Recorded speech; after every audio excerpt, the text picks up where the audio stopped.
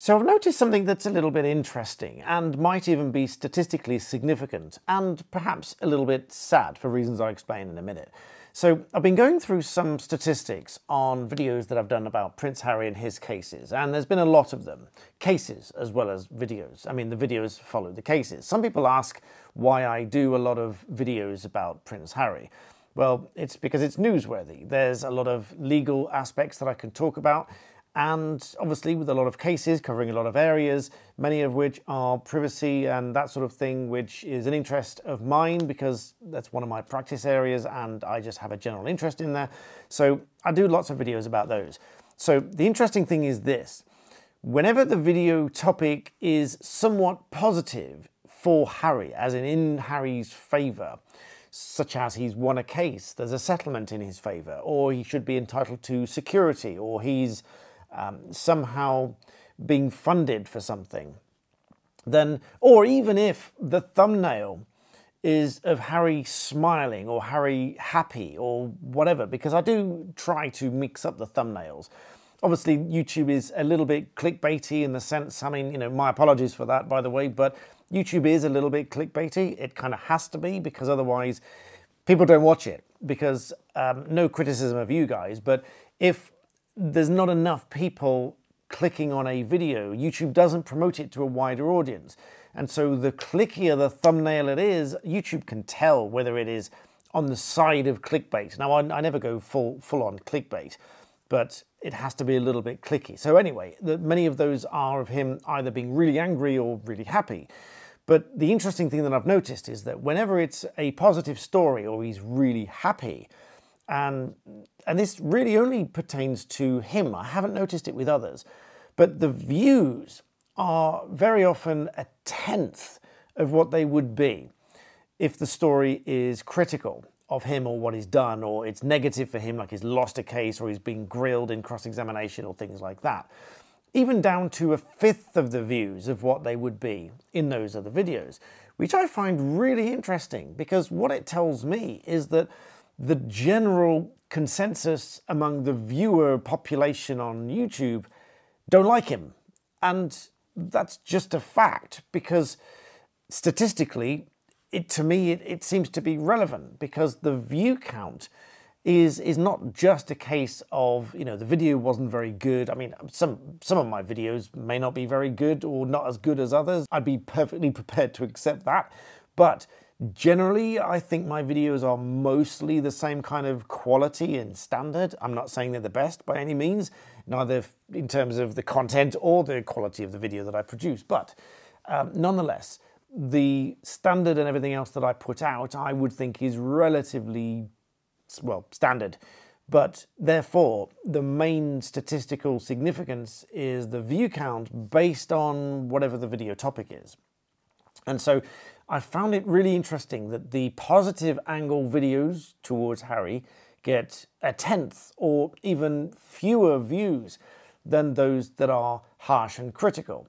Now, this is where the sad bit comes in, because many people will criticize me for being critical and harsh against Prince Harry and say that I don't like him and all that sort of stuff. And that's not true, because, well, for one, I neither like or dislike him because I don't really know him. I can and do, as I've said in previous videos, criticize the behavior and say what I don't like about that.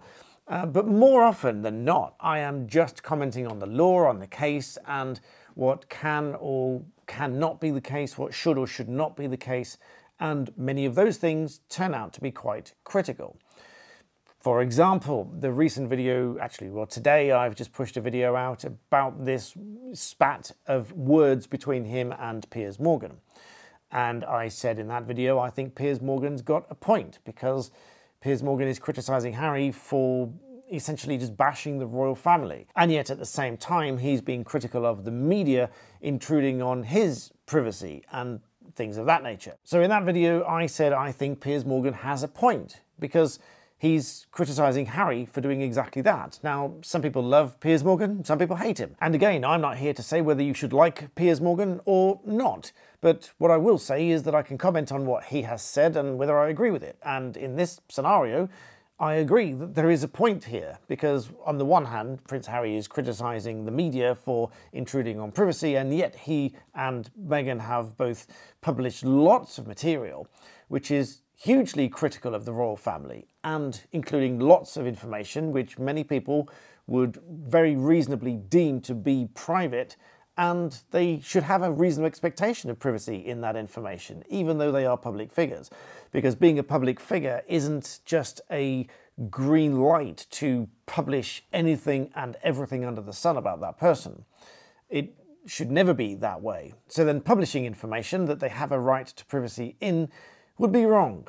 And so moving back to the original point of the video, I think it is really interesting that there is a statistically significant difference between the view count that videos get that are positive or negative.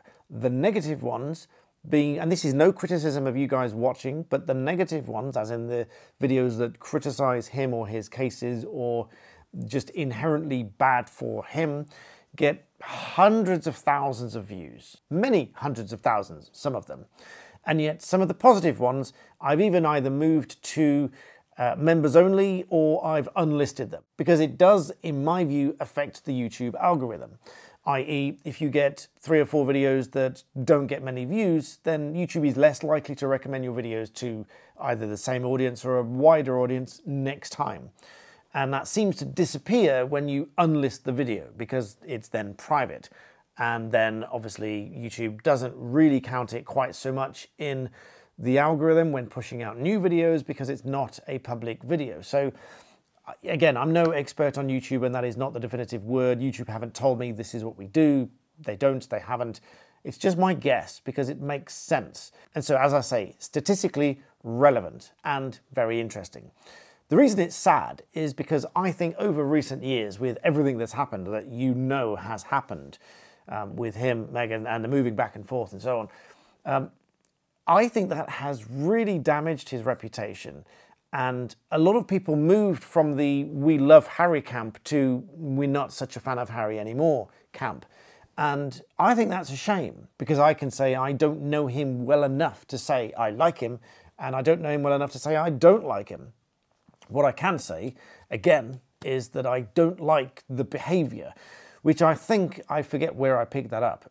It's not my phrase, I picked it up from somebody else. But somebody did say, you know, instead of saying you don't like the person, instead replace it with you don't like that behaviour. Because on the one hand, the behaviour can represent who the person is, but at the same time, it's a bit like that naughty kid at school. The behaviour might be bad, but the underlying personality of the kid might be really nice. He might be a really nice kid, but just behaving badly. And that behaviour could be for all sorts of different reasons. Now, I'm not a psychologist or anything like that, but I do observe behaviour, and I do have a gut feeling as to how people behave and all that sort of stuff. So I do think that if the behaviour were to change, and if there were an increased amount of humility and accepting of responsibility and making reparation and amends and all of these sort of things, there could be a change in perception towards him.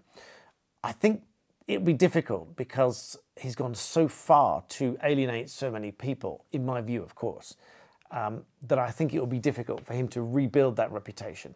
Let me know what you think in the comments, because I know some of you watching still support him, and that's, you know, that's absolutely fine. I am not for any moment in any of my videos saying that you're wrong to do that. But a lot of you had supported him previously and now don't, because you've changed your views because of his behaviour. And I think that is the sad part, because to dislike anybody is always going to be a sad thing. There are certain people, regretfully, that I dislike, and I will never I'll never name anybody and publicly do that. I might tell the stories behind it, and in a roundabout way, some of those people, if they ever watch my videos, which they probably don't, but if they did, they might recognise the stories and so on, but that's as far as it would go. But each of those situations, I've come to realise it's the behaviour that I didn't like, not the person.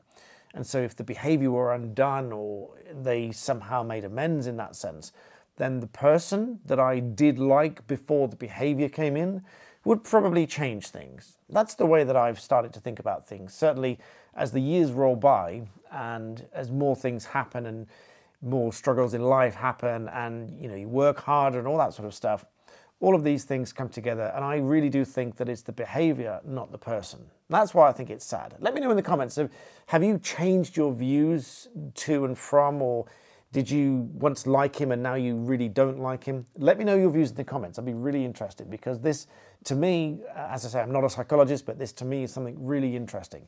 These are the thoughts that I have that go through my mind because I do look at my statistics, I do try to research what videos work better. And again, some people question why I do certain videos on YouTube. The main reason is I enjoy doing YouTube, I enjoy sharing my thoughts, I enjoy explaining law, and I enjoy having these sort of pseudo conversations with one-to-many ratio. And in doing that, I like to look at the statistics and see which videos generate the most views. Obviously, I mean, I do videos for views to an extent, but that is because I like the aspect of connecting with lots of people, and the audience / algorithm tells me what people are interested in watching. And so this, as I say, was very interesting in that if it is a positive video, it doesn't do so well. I found that really interesting. Let me know what you think in the comments. Thank you for joining me and listening to my thoughts here. This is a little bit more free-flowing than my Black Belt Barrister channel. If you're not familiar with what that is, I'll link it below. I'm a barrister, I explain law. So do go and check that out as well. But please do subscribe here. This is Black Belt Secrets. These are my free-flowing thoughts. Not quite unedited, at least in this video. I've spotted 1 or 2 edits I'm going to make already, but much more free-flowing. So I hope you enjoy my thoughts. Do subscribe, and I'll see you next time.